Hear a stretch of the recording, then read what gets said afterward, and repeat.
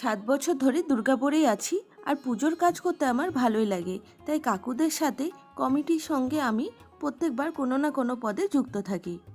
প্রত্যেক বছর অন্যান্য পদে থাকলেও এবছর সেক্রেটারি পদে আমাকে বাছা হয়েছে।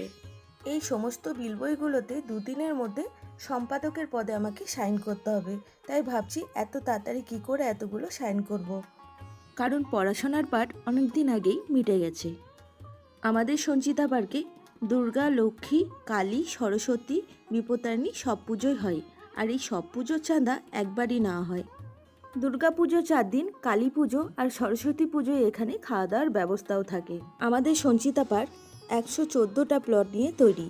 তার মধ্যে 102টো ঘর আছে আর 12টা মতো প্লট খালি আছে।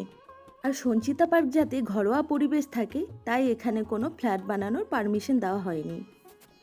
আর আস্তে আস্তে আমার সমস্ত চেক বইগুলো